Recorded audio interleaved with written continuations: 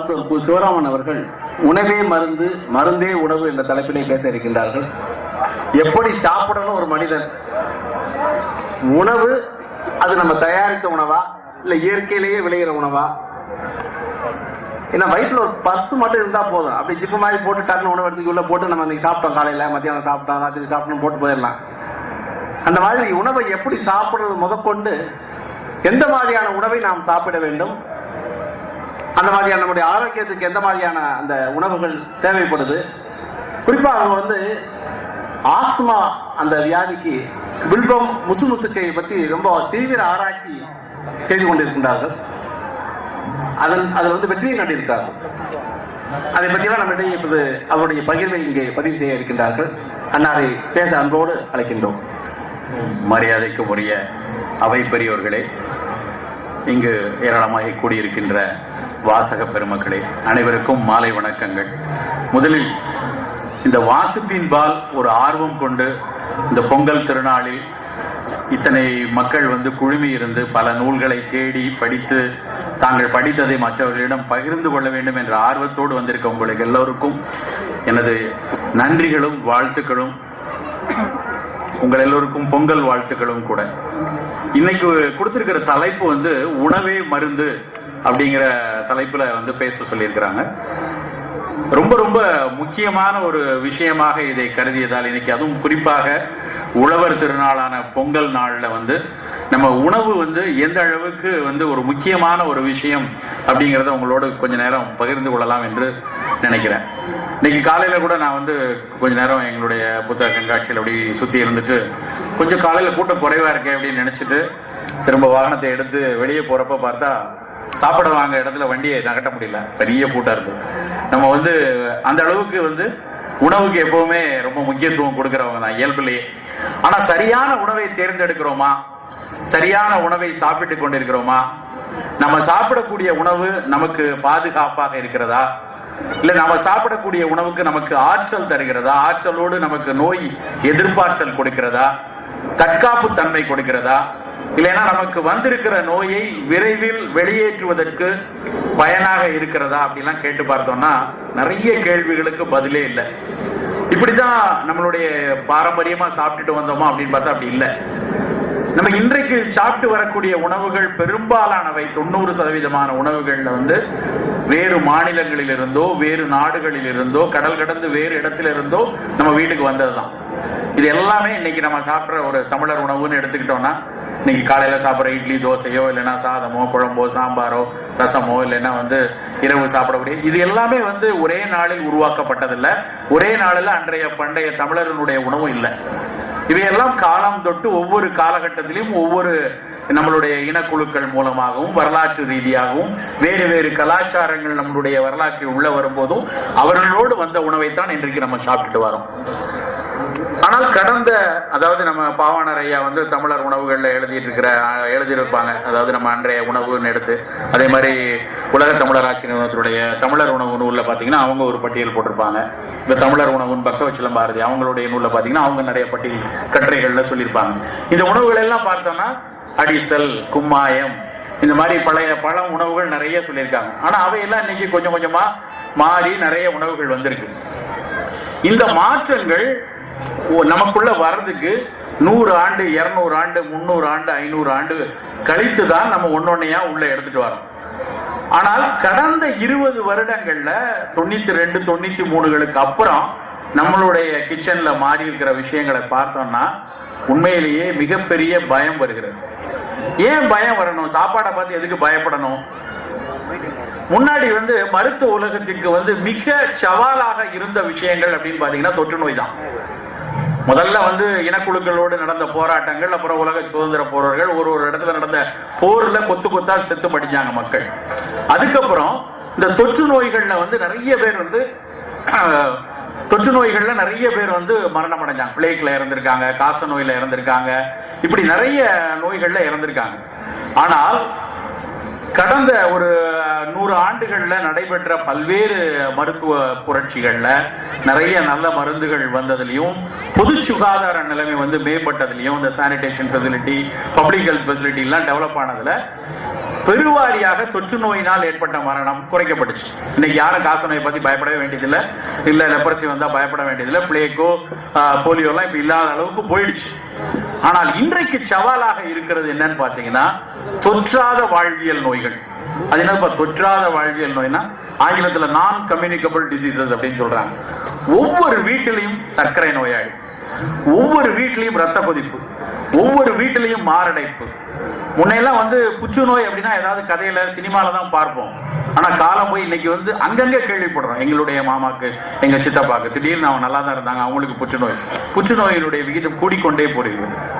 Chronic obstructive pulmonary disease சொல்லி நாள்பட்ட நுரையீரல் நோய்கள், எல்லாத்தை விட மனநோய்கள், இப்படி தொற்றாத வாழ்வியல் நோய்கள் நம்மை தொற்றி கொண்டு விட்டது. ஒவ்வொரு குடும்பத்திலையும் உங்க இங்க இருக்கிற குழுமி இருக்கிற வீட்டுல ஒவ்வொருத்தரும் யோசிச்சு பாருங்க, யார் எல்லார் வீட்லயும் ஏதாவது ஒண்ணு இதுல சர்க்கரை வியாதி, ரத்த கொதிப்பு, புற்றுநோய், மனநோய் ஏதோ ஒண்ணு இருக்கும்.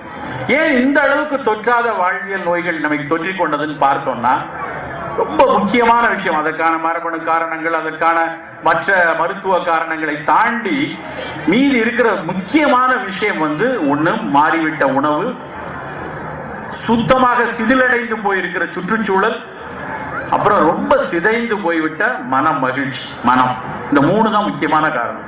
இந்த உணவு, சுற்றுச்சூழல், மனம், இந்த மூணுலயும் நடந்த பிரச்சனைகளும், இதுல மூணுலயும் நடந்திருக்கிற பல்வேறு மாற்றங்களும், இந்த மூன்றிலையும் எத்தனையோ விஷயங்கள் பிடுங்கப்பட்டதுனாலையும் இல்லை நமக்குள் அழுத்தம் ஏற்படுத்தப்பட்டதுனாலையும் வந்ததுதான் இன்றைக்கு இருக்கிற தொற்றாத நோய் கூட்டம். சரி, இதுல சுற்றுச்சூழல்ங்கிறது நிறைய விஷயங்கள், நம்மோடு சேர்ந்த விஷயங்கள் கொஞ்சம், நிறைய விஷயங்கள் அரசாங்க அளவுல, கொள்கை அளவுல உள்ள விஷயங்கள் நிறைய இருக்கு. அதை நம்ம வேறு தளத்துல விவாதிக்கலாம். கையில் இருக்கிற விஷயம் உணவு, இன்னொன்று மனம். சோ அந்த உணவை நம்ம எப்படி ஓரளவுக்கு கட்டுப்பாட்டில் வைத்துக் கொண்டால், நல்ல தேர்ந்தெடுத்து செய்தோம்னா, நம்ம அதை மருந்தாக அல்லது நோய் தடுப்பு மருந்தாக, அல்லது ஒருவேளை நோய் இருந்தால் அந்த நோயில் தீவிரம் ஏற்படாமல் இருக்க, பாரம்பரியமாக அப்பாவுக்கு சர்க்கரை இருக்கிறது, அம்மாவுக்கு ரத்த கொதிப்பு இருக்கிறது, என்னுடைய தாய்மாமன் புற்றுநோயினால் அவதிப்பட்டிருக்கிறார், எனக்கு அது வராமல் தடுப்பதற்கு எந்த அளவுக்கு செய்யலாம், இந்த முடிவுகளை நாம் தேர்ந்தெடுக்கும் உணவுகள் மூலமாக நிச்சயமாக சாத்தியப்படுத்த முடியும். அல்லது நோய்களை தள்ளி போடவாது முடியும். ஒருவேளை நோய்க்கு ஆல்ரெடி வந்துட்டோம்னா அந்த நோயினுடைய தீவிரம் நம்மை தாக்காமல், அல்லது அந்த நோயினால் பிற உறுப்புகள் பாதிப்படையாமல் தடுப்பதற்கு இந்த உணவு நிச்சயமாக முடியும். எப்படி? நம்ம கொஞ்சம் அக்கறையும் மெனக்கடலும் இருக்கணும். உணவை குறித்த அக்கறையும் மெனக்கடலும் ரொம்ப ரொம்ப குறைஞ்சு போச்சு. நம்மளுடைய பிரியாரிட்டியில அது இல்லை. உண்மையிலே இல்லையா? இல்லை, நம்ம பிரியாரிட்டியில இருந்து அதை சில கார்ப்பரேட் நிறுவனங்களும் பிற வணிகங்களும் வணிக சூத்திரங்களும் தள்ளி வைத்திருக்கிறதாங்கிறது உங்களுக்கு முன்னாடி வைக்கக்கூடிய கேள்வி. நேரம் இல்லை, டைம் இல்லை, என்னால் இது என்ன செய்ய முடியும், நான் ஓடிக்கிட்டே இருக்கேன், காலையில் நானும் ஓடுறேன், மனைவியும் ஓடுறாங்க, காலையில் 7 மணிக்கு எல்லாரும் கிளம்பி போகிறோம், அப்போ என்னது இருக்கோ அதைத்தான் கொடுக்க முடியும் அப்படின்னு நம்ம ஒரு நிர்பந்தத்துக்குள்ளே வரோம். இரவு ராத்திரி வரும்போதே நாம் சாப்பிட்டுட்டு வந்துடலாம், இல்லை நடு இரவில் வேறு நாட்டில் யாரோ ஒருத்தருக்காக நான் இங்கே வேலை செய்தாக வேண்டிய கட்டாயம் இருக்குது, 1:30 மணிக்கு நான் ஃபுல் மீல் சாப்பிடணும், அதுதான் என் வேலை, அப்படி சொல்லிட்டு இருக்கிற கூட்டம் கூடிக்கொண்டே இருக்குது. அப்ப இதுல இருந்தெல்லாம் எப்படி விடுபடணும்? ஏன் இவையெல்லாம் நமக்கு இந்த அளவுக்கு நோய் உண்டாக்குது அப்படின்னு பார்த்தோம்னா, நம்ம சூழ்ந்து இருக்கக்கூடிய நெருக்கடிகளை நினைக்கும் போது ரொம்ப ஒரு பயமே வருகிறது. நம்ம எல்லாரும் நினைக்கிற மாதிரி நிறைய சான்றுகளை முன்னிறுத்தி தான் நம்மளுடைய விளம்பரங்கள் எல்லாம் வருது. சார், இந்த மாதிரி ஒரு பிளேக்ஸ் வந்திருக்கு, இந்த அவல் நம்ம சாப்பிட்டோம்னா நிறைய விட்டமின் ஏ கிடைக்கும், நிறைய நார்ச்சத்து கிடைக்கும், கனிமங்கள்லாம் இருக்கு, நீங்க பெண்கள் மாதவிடாய் சமயத்தில் இருக்கீங்க, கால்சியம் நிறைய அதுல சேர்த்திருக்கோம், இதெல்லாம் வாங்கி தினம் காலையில போட்டு சாப்பிடுங்க அப்படின்னு சொல்லி விளம்பரங்கள் ஏகப்பட்டது வருது. அதை தாண்டி கே அப்படின்னு போட்டு சினிமா நடிகை மாதிரி சின்னதா இடுப்பு வரணும்னா இந்த அவல் சாப்பிடுங்க அப்படின்னு சொல்லி விளம்பரங்கள் வருது. உண்மையிலேயே அவை அப்படி ஒரு நல்ல பலன் கொடுக்கக்கூடிய உணவுகளா, அந்த சான்றுகள் எல்லாம் உண்மையா அப்படின்னு யோசிச்சு பார்த்தோம்னா, வணிகத்திற்காக கட்டமைக்கப்பட்ட சான்றுகள் தான் நிறைய நம்ம முன்னாடி வருது. நீங்க அந்த அவல், நமக்கும் அவல் உண்டு, நம்மளும் சாப்பிட்டிருக்கோம். அவல் அரிசி அவல், இன்றைக்கு நேற்றுல நம்மளுடைய தமிழர்கள் ரொம்ப நெடுங்காலமாக விளைந்த நெல்லை ஒரு குழந்தைக்கு கொடுக்கணும்னா அதுல குருணையா அதுல கஞ்சி வச்சு கொடுத்தாங்க. வயதானவர்களுக்கு, நோயுற்றவர்களுக்கு அவலாக கொடுத்தாங்க. ஒரு ஃபன் ஃபுட்டா, ஒரு பொரிப்பதற்கான உணவாக வேணும்னா அதே நெல்லை வந்து பொரித்து அரிசி பொரியாக கொடுத்தாங்க. குழந்தை வளரக்கூடிய குழந்தைன்னா அவன் பச்சரிசி சாப்பிடுன்னு சொன்னாங்க. இல்லை நடுத்தர வயது அவருக்கு வந்து நோய்கள் வராமல் தடுக்கணும்னா புழுங்கல் அரிசி சாப்பிட சொன்னாங்க. இப்படி ஒவ்வொரு காலகட்டத்திலையும், ஒவ்வொரு வாழ்வின் ஒவ்வொரு பருவத்திலையும், இல்லைன்னா எந்த வேலை பார்க்கிறார்களோ, எந்த நோய்களில் இருக்கிறார்களோ அதற்கு ஏற்றாற்போல் விளைந்ததற்கு அப்புறம் அந்த நெல்லை பக்குவப்படுத்திய தொழில்நுட்பம் நம்மகிட்ட உண்டு. அந்த அவல் செய்யும் பொழுது அவங்க வந்து அந்த நெல்லை வந்து வேக வச்சு பூண் இல்லாத உலக்கையில இடிச்சு அதை அவலாக்கி காய வைத்து நமக்கு கொடுத்தாங்க. ஆனா இன்றைக்கு சந்தைப்படுத்தக்கூடிய அவல் எப்படிலாம் வருது தெரியுமா? அந்த அவல் எப்படி தொழில்நுட்பப்படி பண்றாங்க. சோளமும் நல்ல தானியம் தான், அந்த நாட்டுல, தென் அமெரிக்க நாட்டுல ஒரு மிகப்பெரிய தானியம் அது. ஆனா அந்த தானியம் அவலாக்கப்படுவதற்கு எத்தனை தொழில்நுட்பத்துக்கு உள்ள போகுதுன்னு கொஞ்சம் நம்ம யோசிச்சு பார்க்கணும். அதை நல்லா 120, 140 டிகிரியில வேக வச்சு 60 டன் எடையுள்ள இயந்திரத்தால அடிச்சு அதுக்கப்புறம் 220 டிகிரி சென்டிகிரேட்ல காய வச்சு அதுல என்ன இருக்கும்? ஒரு தானியத்துல ஒரு 40 டிகிரி 60 டிகிரியில சுட வச்சுட்டாலே பல புரதங்கள் உடைஞ்சிரும். 90 டிகிரி 120 டிகிரி பல்வேறு கனிமங்களும் அதுல வந்து சிதைந்து போயிருக்கும். 35 டிகிரி 40 டிகிரியில பல்வேறு பைட்டோ மாலிகுல்ஸ், பல்வேறு அதாவது ஆவியாகக்கூடிய வாலட்டைல் கெமிக்கல்ஸ் எல்லாமே போயிடும். கடைசியா என்ன இருக்கும்? ஒரு தமிழ் படத்துல பழைய வைகை புயல் சொல்லுவாரு, சார் அந்த இடத்துல அடிச்சு துவைச்சு காய போட்டு அதுக்கப்புறம் ஒரு மீன்பாடி வண்டியில போட்டு இன்னொரு முட்டு சந்து கொண்டு போனாங்க. அங்க ஒரு 10 பேர் அடிச்சு துவைச்சு காய போட்டு அதுக்கப்புறம் ஒரு ஆட்டோல ஏற்றி இன்னொரு இடத்துக்கு போனாங்க. அங்கேயும் வச்சு கும்முன்னு கும்முனாங்க. கடைசியில வெளியே வரும்போது சொன்னாங்க, நீ ரொம்ப நல்லவன்டா அப்படின்னு சொல்லி. அதைத்தான் நாம இன்னைக்கு சொல்றோம். அந்த அவல் ரொம்ப நல்லதுங்க. அதுக்கப்புறம் அதுல நிறைய விட்டமின் போட்டிருக்கான், மினரல் போட்டிருக்கான், கால்சியம் போட்டிருக்கான், இப்படி பல்வேறு கனிமங்கள் போட்டு கொண்டு வராங்க. ஒரு விஷயம் தெரிந்து கொள்ளுங்கள் நண்பர்களே, எந்த ஒரு கனிம சத்தும் எந்த ஒரு உயிர் சத்துக்களும் இந்த மாதிரி ஒரு சப்ளிமெண்டா கொடுக்கும் பொழுது முழுமையாக உட்கிரகிக்கப்படாது. அது மருத்துவ உலகத்துக்கு நல்லா தெரியும். நீங்க நல்லா விட்டமின் டேப்லெட், சில பேர் சொல்லுவாங்க, சார் காலையில நான் வந்து ஒரு பி காம்ப்ளெக்ஸ் போட்டுக்குவேன், மத்தியானம் கால்சியம் டேப்லெட் போட்டுக்குவேன், ராத்திரி ஒரு ஆன்டி ஆக்சிடென்ட், அப்புறம் 11 மணி டாக்டர் சொல்ற மாத்திரை எல்லாம் போட்டுக்குவேன், இதெல்லாம் போட்டுக்கிட்டு என் வாழ்க்கை ரொம்ப பிரமாதமா இருக்கு அப்படின்னு சொல்லுவான். அவன் உண்மையிலே சாப்பிட்ற மாத்திரைகள் எல்லாம் கடைசியாக அவன் வந்து சாப்பிட்றதுல ஒரு 10% உள்ள போகும். மீதி எல்லாம் அவனோட டாய்லெட்ல இருக்கக்கூடிய கரப்பாம்பூச்சிக்கு ஒரு நல்ல டானிக். அது காலையில ஒண்ணுக்கு போகும்போது மஞ்சளா போகும். அதுல என்ன போகுது? விட்டமின் மாத்திரை சாப்பிட்டா ஏன் மஞ்சளா ஒண்ணுக்கு போகுதுன்னா 90 மீதி இருக்கிற தேவையில்லாத உடல் வந்து நம்மளை விட, உடலினுடைய அத்தனை அணுக்களும் நம்முடைய புத்திசாலித்தனத்தை விட மிக அதிக புத்திசாலி. எது தேவையோ அதை எடுத்துக்கொண்டு மீதியை தள்ளிடும். ஆனால் அதே சமயம் அந்த விட்டமின் ஏயோ இல்ல சியோ இல்ல கால்சியமோ மெக்னீசியமோ எந்த கனிமங்களோ நம்மளுடைய கீரையில காயில என்ன உணவுகள் இருக்கோ அதை மிக அதிக அளவுல உட்கரைத்துக் கொள்ளும். அப்போ ஒரு இயல்பா ஒரு தானியத்தில் இருக்க நல்ல விஷயங்கள் எல்லாம் செதைச்சு அதுக்கப்புறம் அதுல ஆடட் விட்டமின் போட்டு அதுக்கெல்லாம் காசு யார் தரா? நீங்க கொடுக்குறீங்க. ஒவ்வொரு இதுக்கும் பணத்தை கொடுத்து விலை உயர்ந்த பொருள் நினைத்து வாங்கி குப்பையும் மண்ணையும் நமக்குள்ள கொடுத்துக்கிறாங்க. எதற்காக இது நடக்கிறது அப்படின்னா, நம்ம வந்து ரொம்ப பிஸியா இருக்கோம். நம்ம எல்லாம் முந்தின நாளே இட்லி அரைச்சி ஊற வச்சு அதுக்கப்புறம் அரைச்சி புளிக்க வச்சு அதுக்கப்புறம் அதை காலையில இட்லி செஞ்சு அதுக்கு தொட்டுக்கிட ஒண்ணு செய்யறது, இதெல்லாம் இன்னைக்கு சாத்தியமே இல்லை, நேரமே இல்லை அப்படின்னு நமக்குள்ள திரும்ப திரும்ப அந்த விஷயம் மனசுக்குள்ள பதியப்படுது. ஆனால் ஒரு விஷயம் தெரிஞ்சுக்கோங்க, உலக சுகாதார நிறுவனத்துடைய இணை நிறுவனமான FAO அப்படின்னு இருக்கு, ஃபுட் அண்ட் அக்ரிகல்ச்சரல் ஆர்கனைசேஷன். அவன் வந்து உலகத்தில் உள்ள அத்தனை உணவுகளையும் பட்டியலிட்டு எந்த உணவுக்கு சிறப்பான ஒரு மருத்துவ குணம் இருக்கு, சிறப்பான ஊட்டச்சத்து கொடுக்கிறது, எந்த உணவு வந்து ஒரு ஃபங்க்ஷனல் ஃபுட் அப்படின்னு சொல்லி ஆராய்ந்தார்கள். அதுல மெடிட்டரேனியன் ஃபுட் பார்த்தாங்க, லாட்டின் அமெரிக்கன் ஃபுட் பார்த்தார்கள், ஐரோப்பிய உணவுகள் பார்த்தாங்க, சீன உணவுகள் பார்த்தாங்க, இன்றைக்கு கான்டெம்பரரியா இருக்கக்கூடிய உணவுகள் எல்லாம் பார்த்தாங்க. எல்லா உணவுகளையும் பார்த்து எதற்கு முதலிடம் கொடுத்தாங்க தெரியுமா? இட்லிக்கு. நான் சும்மா நான் இட்லி சாப்பிடுறதுனால சொல்லல. FAOல KT அச்சயான்னு ஒருத்தர் எழுதியிருக்காரு. இங்க சந்தையில கிடைக்குது, ஆக்ஸ்போர்டு நூலகத்துல அந்த KT அச்சயாவோட புக் எல்லாம் இருக்கு. அந்த அச்சயா எழுதின நூல்ல அவர் ஏன் இட்லிக்கு முதலிடம் கொடுத்தாருன்னா, அவர் எழுதுறாரு, எப்படி இந்த மக்களுக்கு இந்த உணவுகளை முந்தின நாளே அரைத்து இயல்பாக நொதிக்க வைக்கும் பொழுது உடலுக்கு தேவையான லாக்டோபேசிலஸ் முதலான பல்வேறு நல்ல நுண்ணுயிரிகளை சேமிக்க தெரிந்ததுன்னு எனக்கு ஆச்சரியமா இருக்கு. அந்த இட்லியை நம்ம வீட்டு பிள்ளைகளை கொடுத்தா, ஐயா இட்லியா, இன்னைக்கும் இட்லியா, இன்னைக்கும் தோசையா, எனக்கு நூடுல்ஸ் வேண்டாமா, எனக்கு ஃபிளேக் கொடுக்க மாட்டோமான்னு எல்லாம் கேட்டுக்கிட்டு இருக்கு. அந்த அளவுக்கு நம்மளுடைய பாரம்பரிய உணவுகள் வந்து அவ்வளவு ரொம்ப ஊட்டமானது. ஆனா அதே நூடுல்ஸ்ல என்ன இருக்கு? 20 வருஷம் 30 வருஷத்துக்கு முன்னாடி இந்த நூடுல்ஸை வந்து ஊருக்கு வந்திருந்தப்ப எங்க வீட்டுல அதே மாதிரி முதல்ல வெளியூர்ல இருந்து யாரோ கொண்டு வந்து இது ரொம்ப பிரபலமாயிட்டு வர்ற உணவுன்னு கொண்டு வந்தாங்க. என்னுடைய அன்னை வந்து அதை சமைத்து தட்டில் வச்சு கொடுத்தாங்க.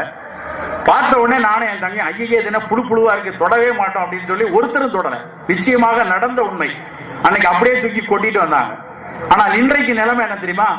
எங்களுடைய மருத்துவமனைக்கு குழந்தைய அழைச்சிட்டு வருவாங்க. அம்மா வந்து ஒண்ணுமே சாப்பிட மாட்டேங்கிறான் சார், ஏதாவது ஒரு நல்ல டானிக்கா எழுதி கொடுங்க, அன்னையில இருந்து அவன் சாப்பிடணும் அப்படின்னு கேட்பாங்க. நான் அந்த பையனை கூப்பிட்டு, இப்ப உனக்கு வந்து நூடுல்ஸ் பிடிக்குமா கேட்டான். நல்லா பிடிக்கும் அங்கிள், எங்க அம்மா தான் வாங்கியே தர மாட்டேங்கிறா, என்கிட்ட கொடுத்தா 10 ரூபாய்க்கு கொடுத்தா 2 நிமிஷத்துல நூடுல்ஸ் செஞ்சிருவேன் அப்படின்னு சொல்லுவான். ஏன் இந்த நூடுல்ஸ் மேல அந்த குழந்தைக்கு அந்த அளவுக்கு பற்று வந்ததுன்னா, அது சுவை பத்தா வந்துச்சு. அந்த குழந்தைக்கு நூடுல்ஸோட சுவை முன்னாடியே தெரியுமா, இல்ல மூளையில அது மாதிரி பதிவாயிருக்கா? அவர்களுக்கு விளம்பரங்கள் மூலமாக அந்த விளம்பரத்தை பார்க்கும் தனக்கு பிடித்த ஒரு தோனியோ டெண்டுல்கரோ இதை அடிச்சு நூடுல்ஸ் சாப்பிட்டு அடிச்சா சிக்ஸர் போகுது, இல்ல அதை வந்து 2 நிமிஷத்துல பண்ணிடலான்னு கஜோல் வந்து சொல்றாங்க. அவ்வளவுதான். நம்மால் யாரு திருமூலரோ பாட்டியோ திருமந்திரமோ யார் பாக்குறோம்? எல்லாருக்கும் வந்து கஜோல், ஐஸ்வர்யா ராய், இல்லைன்னா சித்தி சீரியல் இடையில போடக்கூடிய இடைவெளிகள்ல வரக்கூடிய விளம்பரங்கள் தான் முக்கியமான வழிகாட்டும் நபர்கள். அந்த நூடுல்ஸை பத்தி அதுல போடுற ஏன் வேண்டாம்? நமக்கு நூடுல்ஸ் உணவு பிடிக்காத உணவு இல்ல. சீன நாட்டுல அது ஒரு நல்ல உணவு தான். ஆனா அதை சந்தைப்படுத்தும் பொழுது அதில் சேர்க்கக்கூடிய, அது கெட்டு போகாமல் இருக்க, சுவையூட்டுவதற்காக, பொலபொலன்னு இருப்பதற்காக எத்தனை விதமான ரசாயன சத்துக்கள் அதுல சேர்க்கிறாங்க. எத்தனை பேருக்கு தெரியும் மோனோசோடியம் குளூட்டமேட் என்ற ஒரு உப்பு? அதை பற்றிய பெரிய சர்ச்சை இருக்கு. அந்த மோனோசோடியம் குளூட்டமேட் நல்லதுதான் ஒரு குரூப் சொல்லிட்டு இருக்காங்க, அதெல்லாம் ஒன்றும் பிரச்சனை இல்லைன்னு. ஆனால் கிட்டத்தட்ட 30 நாடுகள்ல 30 ஆண்டுகள் அதை தடை செய்யப்பட்டு வச்சிருந்தாங்க. இந்த உப்பை சேர்த்து செய்யக்கூடிய உணவுகள் சாப்பிட்டா மூளையில் பிரச்சனை வரும், நரம்புகளை தாக்கும், உடலுக்கு நல்லதில்லை, குழந்தைகளுடைய மூளை வளர்ச்சி, அவர்களுடைய படிக்கிற திறன், காக்னிட்டிவ் நாலேஜ் எல்லாம் பிரச்சனையாகும். பல குழந்தை மருத்துவர்களே அதை சொல்லிட்டு இருக்காங்க வேண்டாம் அப்படின்னு சொல்லி. ஆனா நாம அதை வந்து அதெல்லாம் சேர்த்து தயாரிக்கப்பட்டதுதான் இந்த மாதிரி நூடுல்ஸ். இப்படி பல்வேறு நமக்கு, அதான் நாம் சாப்பிடக்கூடிய உணவு எது, அது நமக்கு எந்த விதமான பலனை தரும், அது நமக்கு இன்றைக்கு நல்லது நாளைக்கு நல்லதா, நம் குடும்பத்திற்கு ஆரோக்கியத்திற்கு நல்லதா என்று யாருமே பாக்குறது இல்லை. என்ன இருக்குன்னே தெரியாது. இன்றைக்கு தெருக்கு தெரு மூளைக்கு மூளை எல்லா இடத்துலயும் வந்து ஒரு பன்னாட்டு கோழி வறுவல் கம்பெனி வச்சிருக்காங்க. கோழி நல்லதுதான், நாட்டுக்கோழி வாங்கி இஞ்சி பூண்டு அரைச்சு நல்லா பண்ணீங்கன்னா உடலுக்கு நல்ல விஷயம் தான். அதே அந்த பன்னாட்டு வறுவல் கம்பெனி கொடுக்கக்கூடிய நகெட்ஸுக்கு பல குழந்தைகள் அடிமை. இளைஞர்கள் எல்லாம் சாப்பிட்றதுக்காகவோ கடலை போடுவதற்காகவோ சந்திக்கக்கூடிய பெருவாரியான இடம் அந்த இடம் தான். அந்த இடத்துல போடுற அந்த கோழி அந்த வறுவலுக்கு உள்ள என்ன சேர்க்கிறாங்கன்னு இணையத்துல கொஞ்சம் தேடி பார்த்தா 106 கெமிக்கல் இருக்காது. கோழி வேணும்னா வீட்டுல வறுத்து பொரிச்சு சாப்பிட்டு போலாம். அந்த 106 கெமிக்கலும் FDA அப்ரூவ்டு தான் எல்லா விஷயங்களும். ஆமா, ஆனா நம்ம உடம்பு அப்ரூவ்டா யாருக்கும் தெரியாது. அவ எல்லாம் ஒட்டுமொத்தமா சேர்த்து என்ன பலன் அளிக்கும், இந்திய மரபு வழியினருக்கு அது நல்லது பயக்குமா, ஒன்றாக சேர்த்து நம்ம வீட்டு மசாலாக்களோடு சேர்க்கும் போது ஏதாவது மாற்று விஷயங்கள் நடக்குது, அப்படிலாம் ஆய்வுகள்லாம் கிடையவே கிடையாது. ஒருவேளை 25 வருடம் 30 வருடம் கழித்து சொன்னாலும் சொல்லுவாங்க இதெல்லாம் சாப்பிட்டா பேங்க்ரியாட்டிக் கேன்சர் வந்தாலும் வரலாம் அப்படின்னு சொல்லுவாங்க. அதுக்குள்ள நம்ம ஊர்ல பாதி பேர் வந்திருக்கும், அதுக்கப்புறம் போய் சேர்ந்திருப்பாங்க. அதனால நம்ம சாப்பிடக்கூடிய விஷயங்கள்ல பல்வேறு, இந்த அவலா இருக்கட்டும், நூடுல்ஸா இருக்கட்டும், இந்த மாதிரி பெரிய பெரிய நிறுவனங்களுடைய விஷயங்களா இருக்கட்டும், எல்லாம் சுவையை ஊட்டுவதற்காக, மீண்டும் மீண்டும் உங்களை அந்த சந்தைக்கு இழுப்பதற்காக எத்தனையோ ரசாயன பொருட்களை சேர்க்கிறாங்க. அதெல்லாம் நமக்கு அவசியமா, நமக்கு இன்றைக்கு பாதிப்பு தர மாதிரி நாளைக்கு பாதிப்பு தருமாங்கிறத ரொம்ப முக்கியமா பார்க்கணும். ரொம்ப நாளா நடுவில் வந்து நம்ம அந்த குளிர்பானங்கள்ல வந்து நம்ம நடுவில் எல்லா மக்களுக்கும் கொஞ்சம் அதை பற்றி அறிவுரை சொல்லப்பட்டுச்சு. இந்த மாதிரி இந்த ஃபிஸி ட்ரிங்க்னு சொல்லி ஏரேட்டட் ட்ரிங்க்ஸ் வேண்டாம், அந்த மாதிரி குளிர்பானங்கள் நம்ம உடலுக்கு நல்லதில்லை அப்படின்னு சொல்லி ஓரளவுக்கு மக்கள் மாற ஆரம்பிச்சாங்க. அதை அடுத்து உடனடியா இல்லைங்க, பழச்சாறுகள் அதே மாதிரி நாங்க புட்டியில அடைச்சு வைக்கிறோம், நீங்க உங்களோட காதலிக்கு இல்ல உங்களோட மனைவிக்கு எல்லா பருவத்திலும் மாம்பழம் கொடுக்கலாம் அப்படின்னு சொல்லி விளம்பரங்களோடு நிறைய பழச்சாறு விற்கிறான். அவ்வளவு பேரும் போய் நான் no fizzy drink sir, only இந்த பழச்சாறுகள் தான் குடிக்கிறேன், என் ஆரோக்கியமா வச்சுக்கிறதுக்கு, என் காதலிய ஆரோக்கியமா வச்சுக்கிறதுக்கு வாங்குறேன்னு சொல்றான். ஒரு மாம்பழமும் அந்த புட்டியில இருக்க மாம்பழச்சாறு ஒன்னா மாம்பழத்தை போல் 6 மடங்கு சர்க்கரை அதில் இருக்கிறது, 3 மடங்கு உப்பு அதில் அதிகமா இருக்கிறது. இதை தாண்டி இந்த மாதிரி பழச்சாறுகள் தயாரிக்கிறத பாத்தீங்கன்னா தலை சுத்திடும். பழத்தை சாறு வீட்டில் எடுக்கிற மாதிரி கட் பண்ணி இடிச்சு சாறு எடுத்து பாட்டில் அடைச்சு அவங்க அனுப்பல. என்றைக்கோ எந்த நாட்டிலோ எங்கேயோ விளைந்த ஒரு பழத்தின் பல்ப் வந்து தயாரிக்கப்படுது. அதை டீஅசிடிஃபை பண்ணி டீஆல்கலைஸ் பண்ணி அதனுடைய தண்ணீர் சத்தை பூராம எடுத்து உலர்த்தி அதனுடைய பல்ப் தயாரித்து அப்புறம் அந்த பல்ப்ல அது கெட்டு போகாமல் இருக்க ஆன்டி ஆக்சிடென்ட் டீகேக்கிங் எத்தனையோ ரசாயனங்கள் சேர்த்து தண்ணீரை சேர்த்து அதுக்கப்புறம் அந்த புட்டியில அடைச்சு நோ ஆடட் பிரிசர்வேட்டிவ் அப்படின்னு போட்டு விற்பாங்க. டெட்ரா பேக்ல வந்திருக்கு. ஆமா, ஆட் எல்லாம் பண்ண வேண்டாம், இருக்கிறத எடுத்தாலே அது என்ன ஆகும்னு நமக்கு தெரியும். இப்படியான குளிர்பானங்கள் நிறைய நம்ம ஊர்ல வருது. அதை நம்ம வந்து இது மாம்பழமும் இதுவும் ஈக்குவல் தான், வாங்கி குடிங்கன்னு சொல்லி வாங்கிட்டு இருக்கோம். பழச்சாறு வேணும்னா நம்ம பழ துண்டுகள் எடுத்துக்கொள்ளலாம். அவசரமாக உடலுக்கு புத்துணர்வு வேணும்னா பழச்சாறுகளை நேரடியாக பழக்கடையில போய் வாங்கி குடிச்சுக்கலாம். அதை விட்டுட்டு இந்த மாதிரி புட்டியில அடைக்கப்பட்ட வெளிநாட்டு உணவுகள் சாப்பிடும் போது என்ன பிரச்சனை வரும்னு யாருக்கும் தெரியாது. இப்படிப்பட்ட ஒவ்வொரு விஷயங்களிலும் நம்ம எல்லாம் என்ன நினைக்கிறோம் அப்படின்னா, ஒரு விளம்பரங்கள்ல மிகப்பெரிய அளவுல வந்து ஒரு பிரபல நடிகரோ இல்ல பிரபலமான ஆள்களோ ஒரு விஷயங்களை பட்டியலிட்டு சான்றுகள் அப்படியே பவர் பாயிண்ட்ல புல்லட்ஸ்ல போட்டு ரொம்ப ஒரு விஷுவல் ஐடோட கொடுத்தோடனே ஆமா அது நல்லதுதான், டிவில அன்னைக்கே போட்டாங்க, அவர் சாப்பிடுவோம் அதை சாப்பிட்டுட்டு தான் சிக்ஸர்லாம் அடிச்சுக்கிட்டு இருக்காரு அப்படின்னு நம்ம நினைச்சுக்கிட்டு இந்த மாதிரி உணவுகள்ல போய் அடையிறோம். அதை விட ரொம்ப மோசமான விஷயம் என்ன அப்படின்னா, வெளிநாட்டிலிருந்து வந்து விடுச்சுன்னா அது ரொம்ப நல்லது. இது இன்றைக்கு நேற்றில் பல காலமாக நம்ம கிட்ட இருக்கிற ஒரு நம்பிக்கை, மோசமான ஒரு நம்பிக்கை. ரொம்ப சமீபத்தில் எனக்கு ரொம்ப வேதனையா இருக்கிற விஷயம் வந்து ஆலிவ் ஆயில் போட்டு தாக்கிட்டு இருக்காங்க. எல்லா கடைகள்லயும் ஆலிவ் ஆயில் வந்து விதவிதமா வந்துட்டு இருக்கு. நம்ம சொல்றோம் எல்லாரும் விளம்பரங்கள் எல்லாம் படிக்கிறாங்க, எல்லாம் பார்த்துட்டு ஆலிவ் ஆயில் சாப்பிட்டா ஹார்ட் அட்டாக்கே வராதான், ஐரோப்பாலையும் அமெரிக்காலையும் ஹார்ட் அட்டாக்கே வரலையா, எவ்வளவு வந்திருக்கு நம்ம இணையத்துல போய் புள்ளிவரம் பார்த்தா தான் தெரியும். நம்ம நாட்டு எண்ணெய்கள் எப்படிப்பட்ட எண்ணெய். ஆலிவ் ஆயில் ஒரு சிறந்த எண்ணெய், தவறே கிடையாது, அதுல குறையே இல்லை. ஆனா அந்த எண்ணெய் அந்த நாட்டுல சீசனிங்கா பயன்படுத்துறது. சீசனிங்னா ஒரு சாலட் பண்ணிட்டு அது மேல அதை ஊத்தி சாப்பிடுவாங்க, காய்கறிகளை கட் பண்ணி அது மேல ஊத்தி சாப்பிடுவாங்க. நம்ம வந்து அதே ஆலிவ் ஆயில ஊத்தி அதுல கடுகு உளுந்த பருப்பு போட்டு தாளிக்கும் போது பத்திட்டு எரியும், அது புகை வரும். ஆஹா, புகையெல்லாம் நல்லா வருது, ரொம்ப நல்லது. இதனோட ஸ்மோக்கிங் பாயிண்ட் வேற, நல்லெண்ணெயோட ஸ்மோக்கிங் பாயிண்ட் வேற, தேங்காய் எண்ணெயோட ஸ்மோக்கிங் பாயிண்ட் வேற, கடலை எண்ணெயோட. இது எந்த எண்ணெய் நமக்கு பயன்படுத்தணும் நமக்கு அறிவு இருக்கணும். அதை விட்டுட்டு ஏற்கனவே நல்லெண்ணெய் வேற விலை கூட்டிக்கிட்டு இருக்கு, கூட ஒரு 200 ரூபா தான் போட்டு ஆலிவ் ஆயில வாங்கிட்டு போகணும். நடுவில் ஒரு தடவை நான் ஆனந்த விடல கட்டுரை எழுதிட்டு ஒருத்தர் எனக்கு ஃபோன் பண்ணி கேட்கிறார், சார் தேனி பக்கமா ஒரு 26 ஏக்கர் இருக்கு, இப்பவுமே ஆலிவ் மரம் நட்டு வைக்கலாமா சார்? அவங்களுக்கு வந்து உடனே அதை அடுத்து வணிகம் பண்ணலாமா? நீ ஆலிவ் மரம் ஆண்டவனை வச்சு நட்டுனா கூட அங்க வராதுப்பா, இந்த ஊருக்கு அது எந்த ஊர்லயும் வராது அந்த மரம். இப்ப எதனால இப்படி வருதுன்னா, இன்னொரு ஒரு 100 20 ஆண்டுகள் 30 ஆண்டுகள் தாண்டிச்சுன்னா பேரலா ஆலிவ் எண்ணெயை நம்ம இறக்க வேண்டியிருக்கோம். இங்க நம்ம ஒரு 30-40 ஆண்டுகளுக்கு முன்னாடி அதிகம் புழங்கிய எண்ணெய் வந்து தேங்காய் எண்ணெய். எண்ணெய் வித்துக்களினுடைய துறையை கொண்டு வரணுங்கிறதுக்காக, சூரியகாந்தி எண்ணெயை கொண்டு வரணுங்கிறதுக்காக, வேறு எண்ணெய் வித்துக்களினுடைய எண்ணெயை கொண்டு வரணுங்கிறதுக்காக தேங்காய் எண்ணெயில ரொம்ப சேச்சுரேட்டட் ஃபேட் இருக்கு, கொழுப்பு அமிலம் நிறைய இருக்கிறதுனால மாரடைப்பு வரும், அதனால அதை எண்ணெய் யூஸ் பண்ணாதீங்கன்னு சொன்னாங்க. கிட்டத்தட்ட நம்மளுடைய தெற்காசிய நாடுகள்ல பல நாடுகள்ல நம்ம யூஸ் பண்ணிட்டு வந்தது தேங்காய் எண்ணெய் தான். தேங்காய் வந்து ஒரு முக்கியமான தாய்லாந்தோ பிலிப்பைன்ஸோ நம்ம இலங்கையோ கேரளமோ தமிழ்நாட்டு எல்லாத்துலயும் தேங்காய் தான் பயன்படுத்திட்டு வந்தோம். இவங்க சொல்ல ஆரம்பிச்சு தேங்காய் எண்ணெயை கொஞ்சம் கொஞ்சமா விலை குறைஞ்சாங்க. ஆமா, உண்மையிலேயே தேங்காய் எண்ணெயில நிறைய கொழுப்பு அமிலம் இருக்கு, சேச்சுரேட்டட் ஃபேட் இருக்கு. ஆனா அது மட்டுமா இருக்கு? அந்த தேங்காய் எண்ணெயில மோனோலாரின் அப்படின்னு சொல்லி ஒரு கண்டென்ட் இருக்கு. லாரிக் அமிலம் தான் அதனுடைய கொழுப்பு அமிலம். அதுல மோனோலாரின் அப்படின்னு ஒரு பொருள் இருக்கு.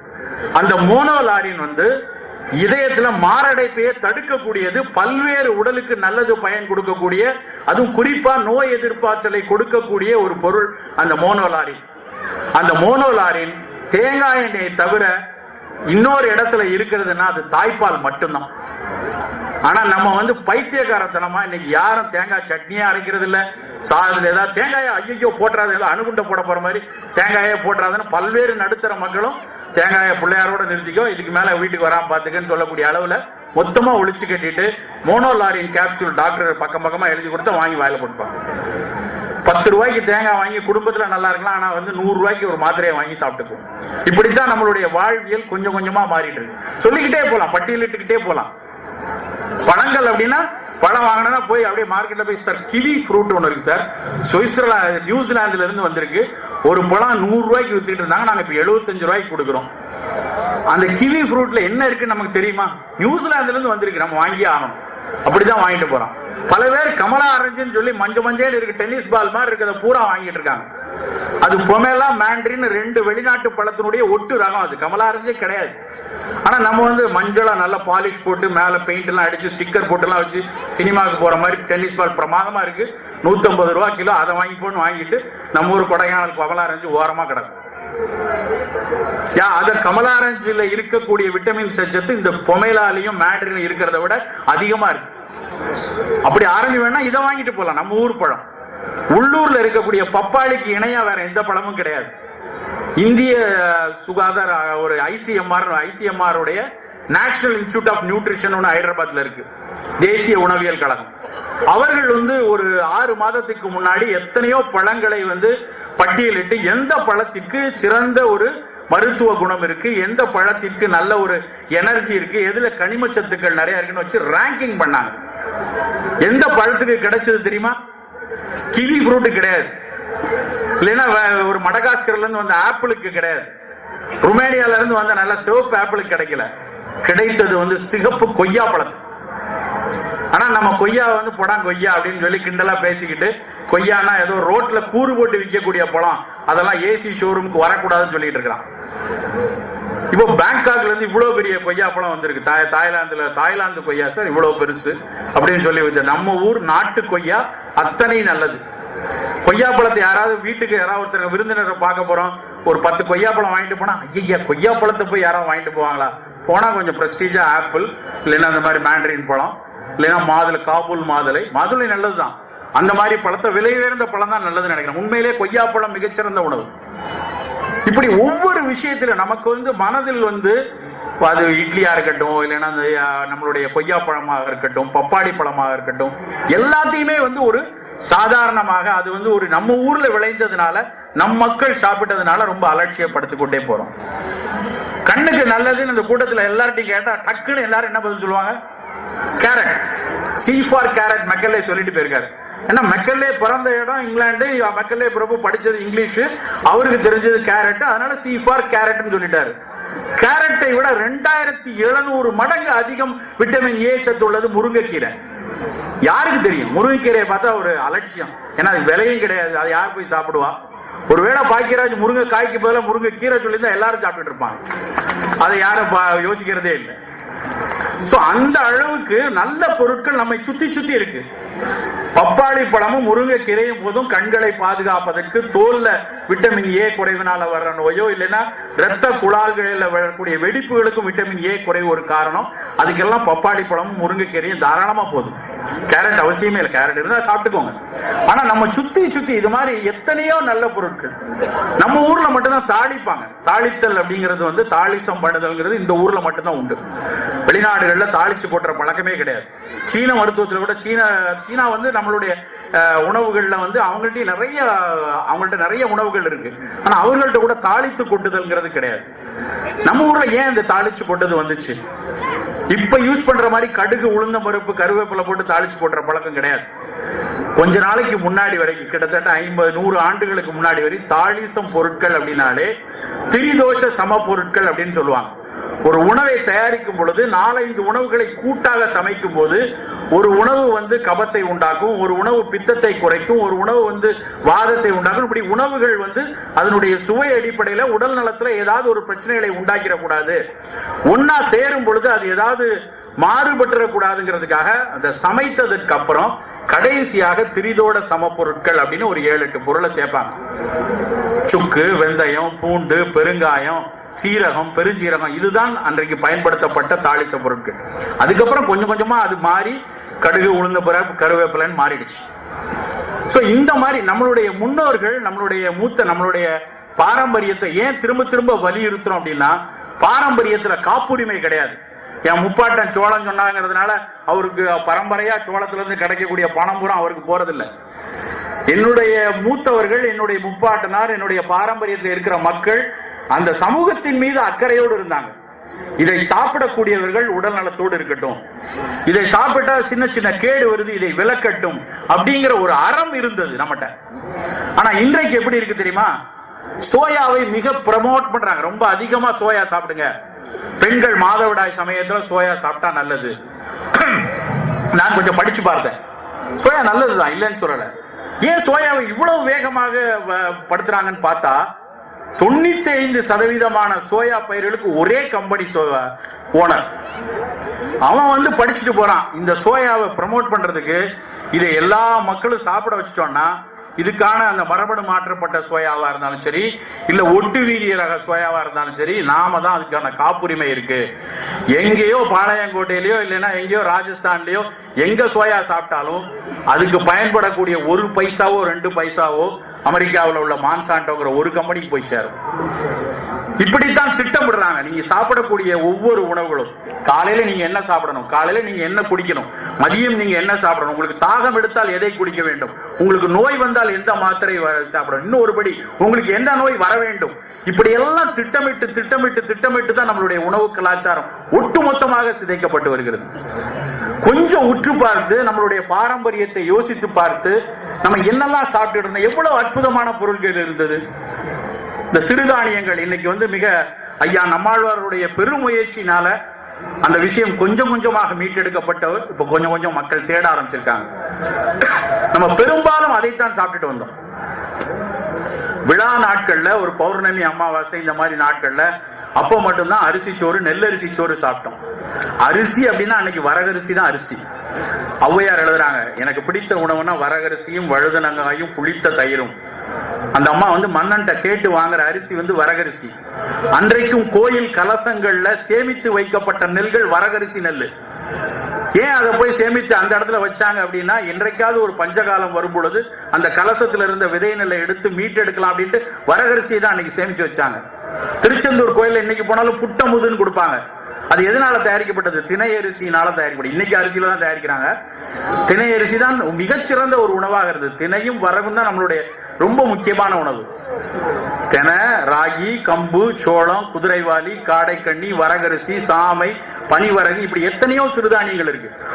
அது ஒவ்வொன்றையும் நம்ம எடுத்து பார்த்தோம்னா ஒவ்வொரு அரிசியும் அது ஆற்றல் தருவதை தாண்டி பல்வேறு உடல்நல சத்துக்களை கொடுக்குது. தினை அரிசி மஞ்சள் கலர்ல இருக்கு, பொன்னிறமா இருக்கு. அந்த பொன்னிறமா இருப்பதற்கு காரணம் அதுல இருக்க பீட்டா கரோட்டின். அது நம்ம நெல்லரிசியில கிடையாது. நெல்லரிசியில அந்த விட்டமின் ஏ கிடையாது, ஆனா திணை அரிசியில இருக்கு. திணை எடுத்தாலும் சரி, வரகரிசி எடுத்தாலும் சரி, சாமை எடுத்தாலும், குதிரைவாலி எடுத்தாலும் அரிசியை காட்டிலும் அதிக அளவுக்கு புரதச்சத்தும் இரும்பு சத்தும் இருக்கு. கம்புல அவ்வளவு அதிகமாக இரும்பும் கால்சியம் இருக்கு. பெண்களுக்கு அத்தனை அவசியமானது கம்பரிசி. ஆனா அது முழுசா நம்ம இப்ப நம்ம சொன்னா இது என்னமோ பழைய பாரதிராஜா தான் கொஞ்சம் முன்னாடி பேசிட்டு போனார். அவர் படத்துல மட்டும்தான் இந்த மாதிரி வார்த்தையெல்லாம் கேள்விப்பட்டிருக்கோம். சார் கம்புன்னு சொல்றீங்களா, அது அடிக்கிற கம்பு அது மாதிரியான்னு கேக்குறாங்க. இன்னொருத்தர் என்கிட்ட கேட்டாரு, குதிரைவாலின்னு சொல்றீங்க, அது நான்வெஜ் இல்லையே அப்படின்னு கேக்குறாரு. அந்த அளவுக்கு நம்ம அந்த தானியத்தையே மறந்து போயிட்டோம். ஆனால் இன்றைக்கு அந்த தானியங்கள் எல்லாமே எவ்வளவு தூரம் உடல் நலக்கு நல்லது. அட்லீஸ்ட் வாரத்துக்கு ஒரு 3 நாள் 2 நாள். அது உடனே இன்னும் சில பேர் இதெல்லாம் எப்படி செய்யறது, இதெல்லாம் எங்க கிடைக்கும், இதை செய்யறதுல ஏதாவது பிரச்சனையா இருக்கும். அது செய்யறது ஒண்ணும் ஏதோ பெரிய ஒரு ராக்கெட் விடுற விஷயம் எல்லாம் கிடையாது. சாதாரணமா நம்ம அரிசியை வைத்து என்னெல்லாம் இட்லி, தோசை, பொங்கல், வடன் என்ன செய்வோமோ அதை இந்த தானியங்களை வைத்தும் செய்யலாம். ஒரு நாள் 2 நாள் கொஞ்சம் கைப்பக்குவங்கள் சரியா வந்ததுன்னா ஆட்டோமேட்டிக்கா அதனுடைய சுவை கூடுதலா வரும். ஒரே ஒரு முக்கியமான விஷயம் என்னன்னா, இந்த சிறுதானியங்கள் எல்லாமே லோ கிளைசிமிக் தன்மை.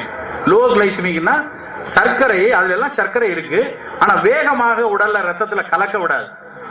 இன்னைக்கு சர்க்கரை வியாதிக்காரர்களுக்கு எல்லாருக்கும் சொல்லக்கூடிய விஷயம் பெரும்பாலும் லோ கிளைசிமிக் உணவுகளை எடுங்க. நீங்க சாப்பிடக்கூடிய உணவுகள்ல சர்க்கரை சத்து வேகமாக கலக்க கூடாது. உருளைக்கிழங்கு சாப்பிடாதீங்க, பச்சரிசி சாப்பிடாதீங்க, குழஞ்ச கஞ்சி சாப்பிடாதீங்க. இப்படி எல்லாம் சர்க்கரை நோய் ஏன் சொல்றாங்க அப்படின்னா, அது ரத்தத்துல வேகமா சர்க்கரையை கலந்து விடும். ஆனால் இந்த சிறுதானியங்கள் எல்லாமே அதுல இருக்கக்கூடிய நார்ச்சத்துனாலையும் அதுல இருக்கக்கூடிய ஒரு ஸ்மார்ட் கார்போஹைட்ரேட்னால அது லேசில உடைந்து ரத்தத்துல கலக்காது. கொஞ்சம் சாப்பிட்டாலே வயிறு நிரம்பின மாதிரி இருக்கும். உடல் எடையை குறைக்க விரும்புறவங்களுக்கும் இந்த மாதிரி தொற்றாத வாழ்வியல் நோய்கள் வராமல் தடுப்பதற்கும் இந்த சிறுதானியங்கள் அவ்வளவு முக்கியமான உணவு. அன்றாடம் ஏதாவது ஒரு உப்புமாவோ, பொங்கலாவோ, இட்லியாகவோ, தோசையாவோ எப்படினாலும் சாப்பிடலாம். ஆனா அந்த சிறுதானியங்களை பத்தின ஒரு அக்கறையே இல்லை. எல்லாத்தையும் தாண்டி நம்ம கிட்ட பாரம்பரிய அரிசி ரகங்கள் அவ்வளவு இருந்தது. ரிச்சாரியா அப்படின்னு சொல்லி ஒரு மிகப்பெரிய நெல் அறிஞர், அடிக்கடி நம்மாழ்வார் வந்து அதை கோட் பண்ணுவாங்க. அவங்க வந்து கட்டாக்ல வந்து ஒரு நெல் ஆராய்ச்சி நிறுவனத்துல இருந்தாங்க. அவர்கள் வந்து 1.5 லட்சத்துக்கு மேல பாரம்பரிய அரிசி ரகங்கள் நம்மகிட்ட இருந்தது. இன்னைக்கு வெறும் 30-40 இனிஷியல் அரிசி தான் இருக்கு. அந்த பாரம்பரிய அரிசி ரகங்கள்லாம் எங்க போச்சு? ஒரு புனேல நம்ம பூரி ஜெகநாதர் கோயில்ல வந்து தினசரி அந்த கோயில்ல அந்த சாமிக்கு வந்து நைவேத்தியம் பண்றது அன்றன்றைக்கு அறுவடை செய்யப்பட்ட நெல்லை வச்சுதான் 365 நாளும் 365 விதமான அரிசியை வைத்து அவங்க வந்து அந்த கோயில்ல வந்து பண்ணியிருக்காங்க. அது என்ன கருத்து நமக்கு சொல்லுதுன்னா, அவ்வளவு ரகங்கள் அந்த ஊரை சுற்றியே இருந்திருக்கிறது. அத்தனை நம்ம ஊர்ல அவ்வளவு பாரம்பரிய குளியடிச்சான், மணிச்சம்பா, எத்தனையோ. நேற்று கூட ஒரு நண்பரிடம் பேசிட்டு இருக்கேன், சார் கண்டசாலான்னு ஒரு வெரைட்டி, அந்த கண்டசாலா அரிசி வந்து பச்சரிசிக்கு ரொம்ப நல்லது, அது வந்து சீரக சம்பாவை விட நல்ல மனம் கொடுக்குது, பொங்கலுக்கு நல்லா இருக்கு அப்படின்னு சொல்றாரு. இன்னொருத்தர் சொல்றாரு மாப்பிள்ளை சம்பா பயன்படுத்துங்க, அது வந்து உடலுக்கு ஊட்ட முடியும். இப்படி நம்ம ஊர்லயே இன்னைக்கு வரைக்கும் இருக்கு. கிரியேட் நெல் ஜெயராமன் சொல்லி அவர் இன்னைக்கு நிறைய அரிசி ரகங்களை மீட்டெடுத்து மக்களுக்கு யார் யார் நீங்க பயிரிடுறீங்களோ பயிரிடுங்க, விதை நெல்லை எனக்கு கொடுங்க கொஞ்சம் அப்படின்னு சொல்லி வாங்கி அழகா செஞ்சுட்டு வராங்க. அத்தனை பாரம்பரிய அரிசி ரகங்கள் இருந்துச்சு. நம்ம என்ன பண்ணோம் தெரியுமா? இந்த பாரம்பரிய அரிசி ரகங்கள் எல்லாம் விட்டுட்டு அரிசியில இருக்கக்கூடிய குறைந்தபட்ச நல்ல தன்மையான அந்த தவிட நீக்கி, உமியை நீக்கி, அது மேல இருக்கிற ஒட்டிக்கிட்டு இருக்கிற பெரிக்காப்பை எல்லாத்தையும் நீக்கிட்டு நல்ல ஒரு குளுக்கோஸ் கெர்னலா சாப்பிடுறோம். இப்படி அது மேல இருக்கிற தவிடு இல்லதான் நல்ல விஷயங்கள் நிறைய இருக்கு. நமக்கு அதுல இருக்கக்கூடிய ஆன்டி ஆக்சிடென்ட் வந்து அரிசியிலேயே நல்ல ஆன்டி ஆக்சிடென்ட் அதுல இருக்கு. ஆனா அதை பாலிஷ் போட்டு, அதனால சினிமாலயா நடிக்கும் போது அதை போய் பாலிஷ் போட்டு சில்கி பாலிஷர், ஒயிட் பாலிஷர் அப்படின்னு போட்டு வச்சிருக்கான். வெள்ளை விளையர்னு இருக்கணும்ட்டு, வெள்ளை விளையர் இருந்தா அது இட்லி மல்லிகைப்பூ மாதிரி இருக்கணும். வெள்ளை விளையர்னு இருந்து மல்லிகைப்பூ மாதிரி இட்லி சாப்பிட்டா வெள்ளையா ஆவியா போனாலும் போயிடுவோம். நம்ம நிறைய பேருக்கு தெரியாது, வெள்ளை மோகம் நம்ம கிட்ட விதைக்கப்பட்டிருக்கு. வெள்ளையா இருந்தா நல்லது, வெள்ளை அரிசி நல்லது, வெள்ளை சக்கரை நல்லது. நிறைய பேர் நம்ம வந்து இனிப்பு வேணும்னா வெல்லம் சாப்பிடலாம், தேன் சாப்பிடலாம், எத்தனையோ பனை வெல்லம் நல்லது, பனங்கற்கண்டு நல்லது. ஆனா அதை விட்டுட்டு வெல்லம் செய்யறதுல தொழில்நுட்பத்துல நிறைய சீக்கிரம் கெட்டு போயிருது. இவர்களாக உருவாக்கி வெள்ளை சர்க்கரை வந்தது. ஒரு விஷயம் தெரிஞ்சுக்கோங்க, வெள்ளை சர்க்கரை மார்பின் மாதிரி, கஞ்சா மாதிரி தடை செய்யப்பட வேண்டிய பொருள். நமக்கு அவசியமே இல்லை. நம்ம வந்து வெள்ளத்தை போட்டு அந்த இனிப்பு குடிக்க முடியும், பனை வெள்ளத்தை போட்டு சாப்பிட முடியும், பனங்கள் கண்டு போட்டு சாப்பிட முடியும். ஆனா வெள்ளை சர்க்கரை வந்து நம்ம வீட்டை ஆக்கிரமிச்சிருச்சு. ஒவ்வொரு வீட்லயும் 4 கிலோ 5 கிலோ வாங்கி ஆகணும். அந்த ஒரு வெள்ளை சர்க்கரையினாலதான் இன்னைக்கு இவ்வளவு சர்க்கரை வியாதி, ரத்த கொதிப்பு, எல்லா தொற்றா வாழ்வியல் நோய்களுக்கும், புற்று நோயாளிகளுக்கு ஆகவே ஆகாது வெள்ளை சர்க்கரை. ஒரு வெள்ளை சர்க்கரை சாப்பிட்டானா புற்றுநோயினுடைய செல்கள் தான் முதல்ல அதை உட்கிரகித்து வேகமா வளர ஆரம்பிக்கும். அதே மாதிரி இன்னைக்கு வெள்ளை உப்பு, ஒழுங்கா கடல்ல இருந்து உப்பு வந்துட்டு இருந்தது. அத்தனை கடல் கனிமங்களும், கடல்ல இருக்கக்கூடிய ஆல்கில இருக்கக்கூடிய பல்வேறு நல்ல விஷயங்களும் வந்துச்சு. அந்த உப்பை கொண்டு போய், உப்பளத்துல எடுத்த காசு உப்பை கொண்டு போய் பழையபடி தண்ணியில கழுவி அதை அரைச்சி குழம்பாக்கி, அதுக்கப்புறம் அதுல நான் வந்து அவளுக்கு சொன்ன அத்தனை கதையும் அதுல பண்ணிட்டு கடைசியில் அயோடின் தெளிச்சு இதை மட்டும் தான் நீ விற்கணும்னு அரசாங்கம் போட்டு இன்னைக்கு அயோடைஸ்டு சால்ட் வந்திருக்கு. அதுல வந்து அது உப்பு இல்லை, அது சோடியம் குளோரைடு. அயோடைஸ்டு சோடியம் குளோரைடும் உப்பு ஒண்ணு கிடையாது. அன்னைக்கு நாங்கெல்லாம் சின்ன பிள்ளைல இருக்கும்போது தாத்தா உப்பு உப்பேன்னு வித்துட்டு வருவார். அந்த உப்பு தான் நம்ம உடலுக்கு நல்லது. பாறை உப்பு நல்லது, கடல் உப்பு நல்லது. அதுல உப்பு சத்தோடு சேர்ந்து பல்வேறு நல்ல கனிமங்கள் வச்சு வெள்ளை விளையர்னு உப்பு, அது நீங்க தட்டுனீங்கன்னா பொலன்னு உதிரும் சார் அட்வர்டைஸ்மெண்ட் போடுறான். அப்படி பொலன்னு உதுறதுக்கு அதுல சிலிக்கேட், அலுமினியம் சிலிக்கேட் சேர்க்கிறான்னு எத்தனை பேருக்கு தெரியும்? ஆனா பார்ட்ஸ் பெர் மில்லியன் தான் சார் இருக்கு. ஆனா பார்ட்ஸ் பெர் மில்லியன் தினம் காலையில மத்தியானம் நைட்டுன்னு 40 வருஷம் உள்ள போதா? அது நமக்கு என்ன பிரச்சனை வரும்னு யாருக்காவது தெரியுமா? அதை பற்றி அக்கறையும் கிடையாது, அதை பற்றிய பெரிய ஆராய்ச்சிகளும் கிடையாது. எங்கேயோ ஏதோ ஒரு நாட்டில் ஆராய்ச்சி பண்ணியாச்சுன்னா அது நம்ம ஊருக்கு அந்த அத்தனை சர்டிபிகேட்டோட இன்னைக்கு வந்துடும். இங்க இருக்கிற 120 கோடி மக்களும் கினிபிக் தான். ஒரு தகவல் சொல்றேன். ஒரு அமெரிக்கால வந்து ஒரு நம்ம எல்லாம் இங்க சாப்பிடுறோம்ல, அசிடிட்டி வந்தா ஜெலுசில் சாப்பிடுவோம். அந்த ஜெலுசில்ல ஒரு தடவை ஒரு தவறு நிகழ்ந்துருச்சு. அதை தயார் பண்ணும் போது ஒரு தவறு நிகழ்ந்துருச்சு. காலை 11 மணி 20 நிமிஷத்துக்கு தவறு நிகழ்ந்துருச்சுன்னு கண்டுபிடிக்கிறாங்க. 12 மணிக்கு அமெரிக்கானுடைய எந்த கவுண்டர்லயும் ஜெலுசில் விற்க முடியாது. அந்த ஒரு பர்டிகுலர் பேட்ச் இருந்தா லாக் ஆயிடும். வேற யாரும் அதை விற்க முடியாது, வாங்க முடியாது. நம்ம ஊர்ல அது நடக்குமா? இதுதான் இங்க உள்ள பிரச்சனை. மரபணு மாற்றிய பயிர்கள் வரும்போது நாங்கெல்லாம் நம்மால் வரையா நாங்கெல்லாம் போய் வேண்டாம் அடிச்சுட்டு ஊரா போய் சொன்னோம், அரசாங்கத்துல போய் சொன்னோம். இன்னைக்கு வரைக்கும் அது ஓரளவுக்கு தடைப்பட்டு வச்சிருக்காங்க. எப்ப வேணாலும் உள்ள வரலாம். ஏன் வேண்டாம்னு சொல்றேன்னா, ஐயா முன்னாடியிலே தான் ரசாயன உரங்கள் வேண்டாம், பூச்சிக்கொல்லிகள் வேண்டாம்னு சொன்னா அதெல்லாம் ஒண்ணு செய்யாது கொண்டு வந்த.